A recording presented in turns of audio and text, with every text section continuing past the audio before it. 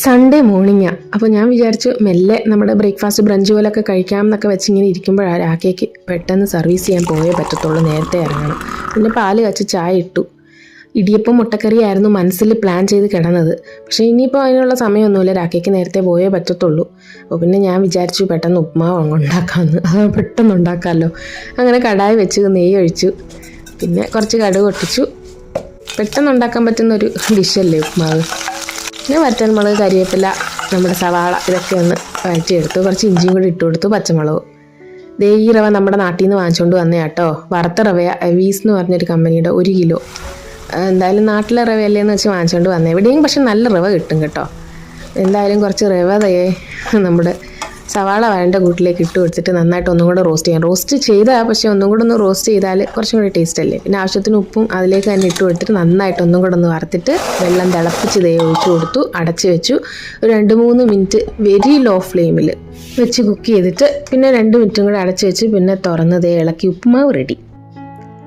അങ്കു ബാഡ്മിൻ്റന് പോകാനായിട്ട് പോവുക. അവൻ ഭക്ഷണം കഴിക്കുന്നില്ല ഇപ്പോൾ, കാരണം ഭക്ഷണം ഫുള്ളായിട്ട് കഴിച്ചിട്ട് പോയി കഴിഞ്ഞാൽ കുറച്ച് ബുദ്ധിമുട്ടുണ്ടാവും എന്ന് വെച്ചിട്ട് വന്നിട്ടേ കഴിക്കുന്നുള്ളൂ എന്ന് പറഞ്ഞു. അപ്പം ഞാൻ പറഞ്ഞു ആട്ടെ, ഓരോരുത്തരുടെ ഇഷ്ടമല്ലേ. ഒരു ചെറിയ ഗ്ലാസ് പാല് കൊടുത്തു, അത് കുടിച്ചുകൊണ്ടാണ് പോകുന്നത്. അവൻ പറഞ്ഞു ഭക്ഷണം കഴിച്ചുകൊണ്ട് നമ്മൾ ബാഡ്മിൻ്റൺ കളിക്കുവാണെങ്കിൽ അവന് പറ്റത്തില്ലെന്നാണ് പറഞ്ഞത്. എന്തായാലും ഉപ്മാവും പഴമാണ്. ഇന്നും മഴയൊന്നുമില്ല, നല്ല വെയിലാണ്. സൂര്യൻ തെളിഞ്ഞ് നിൽപ്പുണ്ട് രാവിലെ തന്നെ. എനിക്ക് ഒരാഴ്ചയായിട്ട് അലർജി ഒരുപാട് കൂടി, ദേഹം മുഴുവൻ തണുത്തിങ്ങനെ പൊങ്ങി നിൽക്കുക. അപ്പോൾ ഇവിടെ അടുത്തുള്ള എന്തോ ഒരു അലർജൻ ഉണ്ട്. ഇനി ബ്ലഡിൻ്റെ ആണോ ക്ലൈമറ്റ് ആണോ അറിയില്ല. ആകെ ഒരു വിഷമ അവസ്ഥയിലാണ് നിൽക്കുന്നത്. അലർജി എന്താണെന്ന് ഇങ്ങനെ കണ്ടുപിടിക്കണം എന്ന് വെച്ചുകൊണ്ടിരിക്കുക. ബ്ലഡ് ടെസ്റ്റിന് ഇന്ന് എന്തായാലും ആൾ വരും. അല്ലെങ്കിലും 3 മാസം കൂടുമ്പോൾ എൻ്റെ ബ്ലഡ് ടെസ്റ്റ് ചെയ്യാറുമുണ്ട്. അപ്പം ഇന്ന് അതിന് ആൾ വരും. നമുക്ക് അസുഖങ്ങളൊന്നും വരാതെ പോകുന്ന കേട്ടോ ഏറ്റവും ഭാഗ്യം. രാക്കേത് റെഡിയായി വന്നു. സർവീസ് സ്റ്റേഷനിൽ പോകാനാട്ടോ, നമ്മുടെ വണ്ടിയുടെ ഗുഡ്ഗാവിലാണ്. അപ്പോൾ അതിന് ആളിന്ന് ചെല്ലാൻ പറഞ്ഞു നേരത്തെ. കംപ്ലീറ്റ് ആയിട്ട് എന്തോ നമ്മൾ നാട്ടിൽ നിന്ന് വന്നിട്ട് പിന്നെ ഫുൾ സർവീസ് ചെയ്തിട്ടുണ്ടായിരുന്നില്ല. അതിനാ പോകുന്നത്. അപ്പോൾ ഇന്ന് ഡേറ്റ് കൊടുത്തിട്ടുണ്ട്, അതാ ഇങ്ങനെ പെട്ടെന്ന് ധൃതി പിടിച്ച് പോകുന്നത്. അപ്പോൾ രാക്കെ ഇന്ന് ലഞ്ചിന് എന്തായാലും കാണത്തില്ല, സന്ധ്യയാവും വരാൻ. അപ്പോൾ എനിക്കും അങ്കുവിന് എന്തെങ്കിലും തട്ടിക്കൂട്ടിയാൽ മതി. നല്ല വെയിൽ കണ്ടുകൊണ്ട് ഞാനിന്ന് ജീൻസും പാൻറ്റും ഒക്കെ കഴുകായിട്ട് ഉണങ്ങി കിട്ടുമല്ലോ. തിങ്കളാഴ്ച ഇവിടെ രക്ഷാബന്ധനാണ് ഞാൻ കഴിഞ്ഞ വ്ളോഗിൽ പറഞ്ഞിരുന്നല്ലോ. അപ്പൊ നമ്മുടെ മെയ്ഡ് രാഖിയൊക്കെ ആയിട്ട് വന്നിട്ടുണ്ട്. അങ്കുവിന് ആദ്യം കെട്ടിക്കെടുക്കുക. അപ്പൊ ഇതൊക്കെ അവരുടെ ഒരു സന്തോഷമല്ലേ, നമുക്കും സന്തോഷം. അവരുടെ കസ്റ്റംസ് എല്ലാം ഞാൻ പറഞ്ഞിട്ടുണ്ടല്ലോ, ഇതുപോലെ എല്ലാം പുള്ളിക്കാരി ഇങ്ങനെ പറഞ്ഞു തരാറുണ്ട്. അപ്പോൾ എനിക്കതൊക്കെ കേൾക്കാനും ഇഷ്ടമാണ്. അതുപോലെ നമുക്ക് പറ്റുന്ന രീതിയിൽ തിരിച്ച് ഇങ്ങനെ ചെയ്യാനും ഇഷ്ടമാണ് കേട്ടോ. ഇവിടെ ഇങ്ങനെയൊക്കെയുള്ള സംഭവങ്ങൾ എന്ന് പറഞ്ഞാൽ വലിയ ഉത്സവം കേട്ടോ. അവർക്ക് അവരുടെ സന്തോഷം കാണുമ്പോൾ തന്നെ നമുക്ക് ഒത്തിരി സന്തോഷം വരും. അങ്കുവിന് ഇതിനെക്കുറിച്ചൊക്കെ എന്നെക്കാട്ടിയും നന്നായിട്ട് അറിയാം കേട്ടോ. സ്കൂളിലൊക്കെ പോകുന്നതുകൊണ്ട് അവന് കുറച്ചും കൂടെ ഇതിനെക്കുറിച്ച് കാര്യങ്ങളൊക്കെ അറിയാം. എനിക്കും കെട്ടിത്തരുന്നുണ്ട്.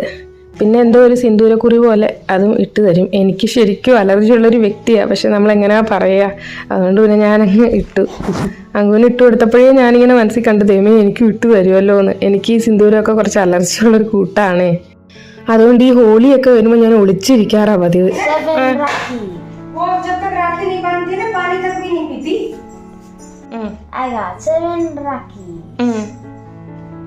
പറഞ്ഞ ആരൊക്കെയാന്ന്?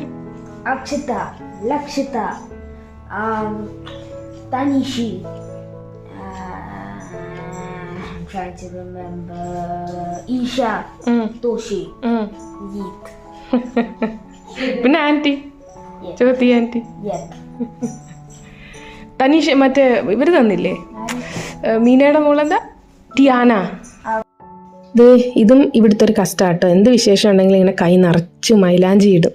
അതും പുള്ളിക്കാരി എനിക്ക് വീഡിയോയുടെ മുന്നിൽ കാണിച്ചു തരിക. എന്തായാലും ഒത്തിരി സന്തോഷമുണ്ട്. നമുക്ക് ഓരോരുത്തരും ഇങ്ങനെയൊക്കെ ചെയ്തു തരുമ്പോൾ ഒരുപാട് സന്തോഷമല്ലേ. ഇതാണ് അപ്പം എനിക്ക് കിട്ടിയ രാഖി. ശരിക്കും ഇത് ആങ്ങളെയും പെങ്ങളും ബ്രദേഴ്സ് ആൻഡ് സിസ്റ്റേഴ്സ് അവർ പരസ്പരം കെട്ടുന്നതാണ്. പക്ഷേ ഇവിടെ സ്നേഹത്തിൻ്റെ ഒരു ഇതായിട്ട് എല്ലാവരും ഇങ്ങനെ പരസ്പരം കെട്ടിക്കൊടുക്കാറുണ്ട് കേട്ടോ. ഇത് രാഖയ്ക്ക് തന്നതാണ്, അത് ഞാൻ വെച്ചിട്ടുണ്ട്. രാഖയെ വരുമ്പോൾ കൊടുക്കാമല്ലോ. തുണി കഴുകി ഇട്ടത് പുറത്തായിരുന്നു ഇരിക്കുന്നത് കേട്ടോ. കാരണം ജീൻസും പാൻറ്റും ഒക്കെ ആകുമ്പോൾ പുറത്ത് ഇരിക്കുമ്പോൾ പെട്ടെന്ന് ഉണങ്ങി കിട്ടും. നല്ല വെയിലുണ്ട്. ഞാനവിടെ സൈഡിലായിട്ട് ഒരായ കെട്ടി ഇട്ടിട്ടുണ്ട്. അപ്പം അങ്ങോട്ട് വിരിക്കാമെന്ന് വെച്ചു. സാധാരണ ഞാൻ ബാൽക്കണിയിലാണ് വിരിക്കുന്നത്. ഇന്ന് പക്ഷേ ഈ വെയിൽ കണ്ടപ്പോൾ ഈ പാൻറ്റൊക്കെ ഉണങ്ങാൻ നല്ല വെയിലുണ്ട്. നമ്മുടെ നെയ്ബേഴ്സ് ഗുജറാത്തീസ് ആണെന്ന് ഞാൻ പറഞ്ഞിട്ടുണ്ടല്ലോ. അപ്പോൾ നമ്മൾ ഈ വീട്ടിൽ വന്ന് 2 ദിവസം കഴിഞ്ഞപ്പോൾ അതീതി ഗുജറാത്തിൽ പോയതാണ്. ഇപ്പോൾ ആ സാറും പോയേക്കുവാ. കാരണം ഇൻഡിപെൻഡൻസ് ഡേയുടെ രക്ഷാബന്ധൻ്റെ ഒക്കെ അവധി ആയതുകൊണ്ട് പുള്ളിക്കാരിയായിട്ട് തിരിച്ചു വരാനായിരിക്കും. ഇപ്പം നിലവിൽ അവിടെ ആരുമില്ല, പൂട്ടിയിട്ടേക്കുവാ. അങ്കുവായിരുന്നു നമ്മുടെ ക്യാമറമാൻ കേട്ടോ. അവൻ അവധിയല്ലേ, അപ്പോൾ അവൻ എൻ്റെ പുറകിലുണ്ട്. അപ്പോൾ അതെനിക്കൊരു ഉപകാരമായി. സ്റ്റാൻഡൊന്നും നമുക്ക് ഫിക്സ് ചെയ്യേണ്ടി വന്നില്ല. എന്തായാലും ഈ പാൻറ്റുകളൊക്കെ ഇവിടെ നിന്ന് വിരിച്ചെടുക്കാം. ശരിക്കും തണുപ്പ് സമയത്താണ് ഈ അയ ഒത്തിരി ഉപയോഗപ്പെടുന്നത്. കാരണം ഇങ്ങനെ വെയിൽ വരുമ്പോൾ വെയിൽ ഒളിച്ചെടുക്കാൻ നല്ലതല്ലേ. അതുകൊണ്ടാണ് ഞാൻ മെയിൻലി പുറത്തോട്ട് വിരിച്ചത്. പഴയ വീട്ടിലാകുമ്പോൾ നമ്മൾ ആ ബാൽക്കണിയിൽ അങ്ങ് വിരിക്കത്തേ ഉള്ളായിരുന്നു, മുകളിലല്ലായിരുന്നോ. ഇതിപ്പോൾ താഴെ നമുക്ക് അങ്ങനെയുള്ള സൗകര്യമൊക്കെ ഉള്ളതുകൊണ്ട് അതെന്തായാലും ഒന്ന് കെട്ടിയിട്ടിട്ടുണ്ട്. അതിപ്പോൾ എന്തായാലും ഒന്ന് ഉപകാരപ്പെട്ടു. ലഞ്ച് എനിക്കും അങ്കൂനും മതിയല്ലോ. അപ്പോൾ ഞാൻ കുറച്ച് രാജ്മ വെള്ളത്തിൽ ഇട്ടിട്ടുണ്ടായിരുന്നു, അതൊന്ന് കുതിർന്ന് വന്നിട്ടുണ്ട്. ഇനി അത് നന്നായിട്ട് കഴുകിയിട്ടൊന്ന് വേവിച്ചെടുക്കാം കേട്ടോ. രാജ്മ കുറച്ച് വേഗമുള്ളതാണ്, അപ്പോൾ അതുകൊണ്ട് നന്നായിട്ടൊന്ന് കഴുകി ഇതേ എടുത്തിട്ടുണ്ട്. ഇനി ഇതിലേക്ക് ഞാൻ കുറച്ച് ഹോൾ സ്പൈസസ് ഇട്ട് കൊടുക്കും. പട്ട, ഗ്രാമ്പൂ, ഏലക്ക, തക്കോലം, പിന്നെ ബേ ലീഫ്, ഒരു ചെറിയ കഷ്ണം നമ്മുടെ ജാതിപത്രി ഇല്ലേ, അതും ഇതെല്ലാം കൂടെ ചേർന്നാൽ ഒരു ഫ്ലേവർ വരും അതിന്. അപ്പോൾ അത് ഞാൻ അങ്ങനെ കഴുകിയിട്ട് ഇട്ട് കൊടുത്തിട്ട് കുറച്ച് ഉപ്പും കൂടെ ഇട്ട് ആവശ്യത്തിന് വെള്ളവും കൂടെ ഒഴിച്ച് വേവിക്കാം. ഒരു 8 വിസിൽ നമ്മൾ കൊടുക്കേണ്ടി വരും. എന്നിട്ട് ആവി മാറി മസാല ഉണ്ടാക്കി അതിലേക്ക് വെച്ചിട്ട് വീണ്ടും വേവിക്കേണ്ടി വരും. പക്ഷെ നല്ല ടേസ്റ്റാണ് കേട്ടോ. എനിക്ക് ആദ്യം ഇഷ്ടം ഉണ്ടായിരുന്നില്ല, പക്ഷെ ഇപ്പോൾ ഒത്തിരി ഇഷ്ടമാണ്. അങ്കൂന് ഒരുപാട് ഇഷ്ടമാണ്. അവൻ്റെ സ്കൂളിൽ ഞാൻ ഈ ശനിയാഴ്ച ദിവസങ്ങളിൽ ടിഫിൻ കൊടുക്കാത്ത ദിവസം അവൻ ഈ രാജ്മാ ചാവലൊക്കെ വാങ്ങി കഴിക്കും. പിന്നെ ഇതിലേക്ക് ഞാൻ 1 ടീസ്പൂൺ നെയ്യ് ഇട്ട് കൊടുക്കുന്നുണ്ട്. ഇനി നമുക്കത് വേവിച്ചെടുക്കാം.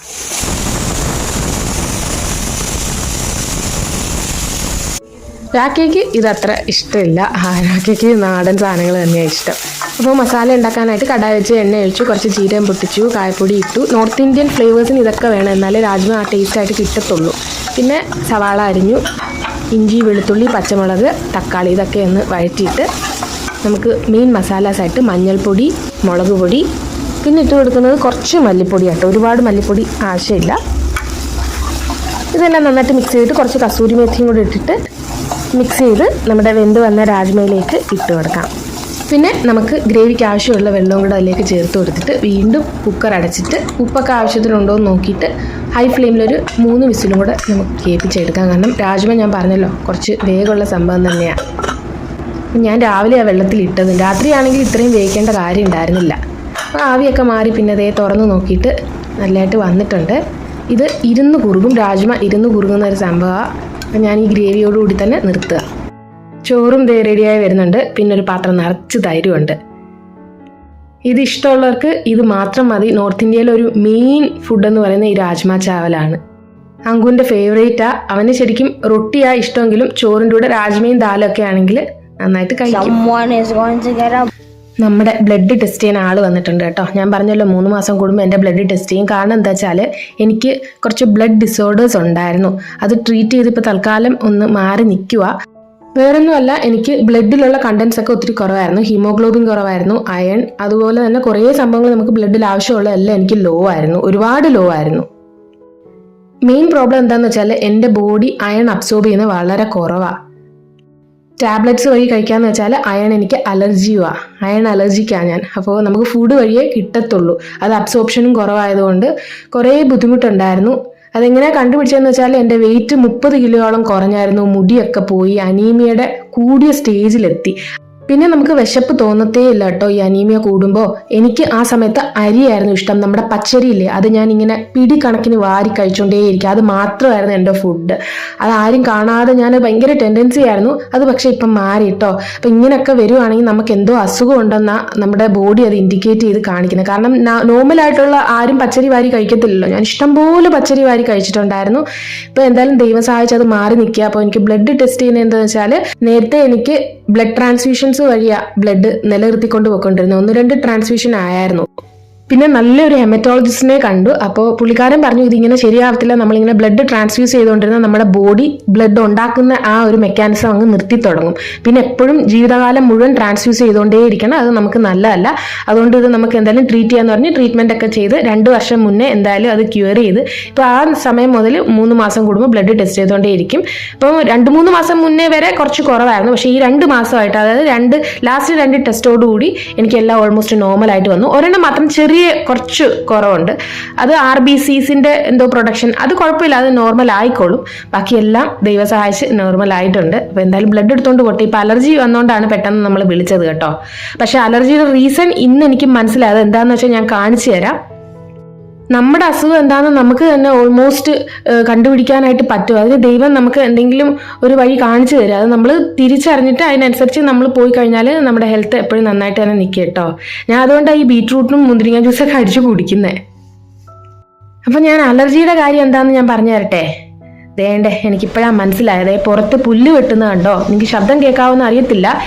ഈ പുല്ല് ഒരാഴ്ചയായിട്ട് ഇവിടെ വെട്ടി തുടങ്ങിയതാണ്. കാരണം മഴ പെയ്ത് ഒത്തിരി കിളിച്ചുകൊണ്ട് അത് 3 പ്രാവശ്യമൊക്കെ ചെയ്താലേ അത് കറക്റ്റായിട്ട് ആ ലോൺ നിലനിർത്താൻ പറ്റത്തുള്ളൂ. അപ്പോൾ ഒരാഴ്ചയായിട്ട് ഈ പണി ഇവിടെ നടന്നുകൊണ്ടിരിക്കുക. ഞാനിത് ഇപ്പോഴാണ് ശ്രദ്ധിക്കുന്നത്. അലർജിയുടെ തുടക്കം നമുക്ക് ശ്വാസം മുട്ടായിരിക്കും. അപ്പോൾ എനിക്ക് ശ്വാസം ശരിക്കും മുട്ടുന്നുണ്ടായിരുന്നു.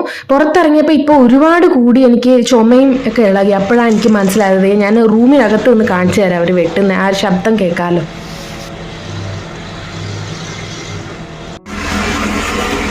ഞാൻ ബാൽക്കണിയിൽ ഇറങ്ങി കൂടെ ഇതൊക്കെ നോക്കിക്കൊണ്ട് നിൽക്കുമായിരുന്നേ. അപ്പം ഇത് തന്നെയാണ് പ്രശ്നമെന്ന് എനിക്ക് ഉറപ്പായി. കാരണം ഇപ്പോഴും ഇറങ്ങിയപ്പോൾ തന്നെ എനിക്ക് ശ്വാസം മുട്ട് വന്നു. അപ്പം ഇനി കൂടുതൽ അത് എക്സ്പോസ് ചെയ്യാതെ എന്തായാലും ഇപ്പോൾ ഒരാഴ്ചയ്ക്കകം അത് തീരും കേട്ടോ. 2-3 വട്ടം വെട്ടി അത് നീറ്റാക്കി കഴിഞ്ഞാൽ പിന്നെ ഇപ്പോൾ ഉടനെ ഒന്നുമില്ല. ഇപ്പം മഴ പെയ്തുകൊണ്ടാണ്. ഇതായിരുന്നു എൻ്റെ മെയിൻ അലർജിയുടെ റീസൺ. വൈകുന്നേരത്തെ വെയിലാട്ടോ. അപ്പം 5 മണിയൊക്കെ കഴിഞ്ഞു, 5:30 ആയി. ഞാൻ തുണി പറക്കി അകത്തോട്ടിട്ടു. ഒരുവിധം ഉണങ്ങി. അപ്പം ഞാൻ പുറത്ത് വന്നപ്പോൾ പ്രത്യേക ഒരു സുഖമുണ്ട് കേട്ടോ ഈ വെയിൽ കൊള്ളാന്. മാത്രമല്ല ആകെ കാമൻ ക്വയറ്റായിട്ട് ഇങ്ങനെ നിൽപ്പുണ്ട്. അങ്കു ട്യൂഷനും പോയി. അപ്പം ഞാനത് കിച്ചണിൽ നിന്ന് നോക്കിയപ്പോൾ, കിച്ചൻ്റെ നമ്മുടെ ബാൽക്കണി തുറന്നിട്ടപ്പോൾ ആ വെയിൽ ഇങ്ങനെ നമ്മുടെ ഹോള് വരെ ഇങ്ങനെ നിൽക്കുക. എനിക്കിങ്ങനെ ഒക്കെ കാണുന്ന ഒത്തിരി സന്തോഷം കേട്ടോ. എന്തായാലും സൂര്യപ്രകാശം കിട്ടുന്ന തന്നെ ഒത്തിരി സന്തോഷമാണ്. നമ്മുടെ തെർമൽ ഫാമിലി ആണല്ലോ. തിരിഞ്ഞു നിൽക്കുമ്പോൾ എൻ്റെ നിഴല് കണ്ടോ?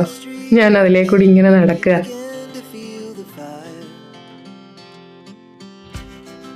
വല്ലാത്തൊരു സന്തോഷം കേട്ടോ ഇങ്ങനെയൊക്കെ നടക്കുമ്പോൾ. ദേ അകത്ത് വെയില് അവിടെയും കാണാൻ പറ്റുന്നുണ്ട് നിഴല്. അങ്കു അങ്ങനെ ദേ തിരിച്ചെത്തിയിട്ടുണ്ട്. ഇന്നിനിപ്പോൾ ഡിന്നറൊന്നും ഉണ്ടാക്കണ്ട കേട്ടോ. രാക്കെ നമ്മുടെ മലയാളിക്കടയിൽ നിന്ന് പൊറോട്ടയും ബീഫും വാങ്ങി വരാമെന്ന് പറഞ്ഞു. അപ്പോൾ സന്തോഷമായി. അതും വെയിറ്റ് ചെയ്തിരിക്കുക. ഞാനത് അവനോട് പറഞ്ഞപ്പോൾ അവന് ഒത്തിരി സന്തോഷമായി. ആ സന്തോഷമായി കാണുന്ന കേട്ടോ. അവന് ഒത്തിരി ഇഷ്ടം. ഇവിടെ ബീഫൊന്നും കിട്ടത്തില്ലല്ലോ, പറയാൻ പോലും നമുക്ക് പറ്റത്തില്ല. നമ്മൾ കഴിക്കുന്നെന്ന് പറയുമ്പോൾ തന്നെ അവർ നമ്മളെ ഒരുമാതിരി നോക്കും. അതുകൊണ്ട് നമ്മൾ ഇങ്ങനെയുള്ള കാര്യങ്ങളൊന്നും ഇവിടെ വിട്ടാറില്ല. പിന്നെ മലയാളിക്കടയിൽ നമുക്ക് കിട്ടും. ഭക്ഷണം എന്ന് പറയുന്നത് നമ്മുടെ അവകാശമല്ലേ. നമുക്ക് എന്താ ഇഷ്ടമെന്ന് വെച്ചാൽ നമുക്ക് കഴിക്കാമല്ലോ. അങ്ങനെ രാക്കേതേ എത്തിയിട്ടുണ്ട്. നല്ല വിശപ്പും വന്ന് തുടങ്ങിയിട്ടുണ്ടായിരുന്നു. കാരണം പൊറോട്ടയെന്ന് കേൾക്കുമ്പോൾ തന്നെ അല്ലെങ്കിൽ നമുക്ക് വിശപ്പ് കൂടും. ഞാൻ പറഞ്ഞു ഞങ്ങൾ വെയിറ്റ് ചെയ്തിരിക്കുകയായിരുന്നു, പെട്ടെന്ന് വായോ നമുക്ക് കഴിക്കാമെന്ന്. പിന്നെ അല്ലാതെ കേക്ക് എന്തോ വാങ്ങിയെന്ന് പറഞ്ഞു. എന്തെങ്കിലും വേണമെന്ന് ചോദിച്ചാൽ എൻ്റെ കയ്യിൽ വെളിച്ചെണ്ണയ്ക്ക് ഇരിക്കുന്നതുകൊണ്ട് ഞാൻ പിന്നെ വേണ്ടാന്ന് പറഞ്ഞു. ഇനിയിപ്പം ഓണത്തിന് സാധനം എടുക്കാൻ പോകണം. അപ്പോൾ എന്തെങ്കിലും വാങ്ങാമെന്ന് വെച്ചാൽ പറഞ്ഞ് വേറെ ഒന്നും വാങ്ങണ്ട. അപ്പോൾ കേക്കറ്റോ വാങ്ങിച്ചു. പിന്നെ എനിക്ക് കായപ്പൊടി വേണമായിരുന്നു. ഇവിടെ ഇരിക്കുന്ന കായപ്പൊടി, ഇവിടെ കിട്ടുന്ന കായപ്പൊടി അത്ര എനിക്കൊരു ഫ്ലേവറായിട്ട് തോന്നുന്നില്ല നമ്മുടെ സാമ്പാറിനൊക്കെ ഇട്ടാൽ. അപ്പോൾ ഞാൻ പറഞ്ഞു NSൻ്റെ അല്ലെങ്കിൽ LGയുടെ വാങ്ങാൻ. അങ്ങനെ NSൻ്റെ കായപ്പൊടി കിട്ടിയെന്ന് പറഞ്ഞു. ഇതൊക്കെയാണ് വാങ്ങിയ കേക്ക്. പലതരം carrot pudding, Jack fruit pudding, പിന്നെ പ്ലം കേക്ക്, പൈനാപ്പിൾ, ബനാന. ഇവിടെ എല്ലാവരുടെയും ഫേവറേറ്റ് സംഭവം കേക്ക് എന്നുള്ളത് കൊണ്ട് എപ്പോഴും കേക്ക് സ്റ്റോക്ക് ആയിരിക്കും. ഇവിടെ കിട്ടുന്ന കേക്കാലും വാങ്ങിച്ചു വെക്കും. അല്ലെങ്കിൽ മലയാളിക്കടയിൽ പോകണമെങ്കിൽ ഇങ്ങനെ വാങ്ങി. ഇപ്പോൾ ക്രിസ്മസ് ഒന്നും അല്ലെങ്കിലും ഇത്രയും കിട്ടിയില്ലോ. അല്ലെങ്കിൽ ഞാൻ തന്നെ ഉണ്ടാക്കും. പിന്നെ നമ്മുടെ NSൻ്റെ കായപ്പൊടിയും കിട്ടി. ഇതാ നമ്മുടെ ഡിന്നർ കേട്ടോ. Parotta, beef coconut dry fry, beef pepper dry fry, പിന്നെ ഗ്രേവിക്കായിട്ട് നമ്മുടെ ഗ്രീൻ പീസ് മസാല ഉണ്ടല്ലോ അതും വാങ്ങി. അപ്പോൾ ഇനി കഴിക്കട്ടെ. അതേ എടുത്ത് വെച്ചിട്ടുണ്ട്. വലിയ പൊറോട്ട ആണെങ്കിൽ 2 എടുത്ത് വെച്ചു. കഴിക്കാൻ പറ്റുമായിരിക്കും. കാരണം ഞാൻ പറഞ്ഞല്ലോ നല്ല വിശപ്പുണ്ടായിരുന്നു. പിന്നെ മണം അത് പറയാതിരിക്കാനും വയ്യ. ഇതാരാണെന്ന് ഞാൻ പറയണ്ടല്ലോ, നമ്മുടെ ഞുഞ്ഞുമോനാ. അപ്പോൾ പാറു എനിക്ക് വീഡിയോ അയച്ചു തന്ന അവൻ്റെ ഓരോ കുറുമ്പുകൾ. അപ്പം ഞാൻ അതെടുത്തേ ഇവിടെ ഇടുകയാണേ.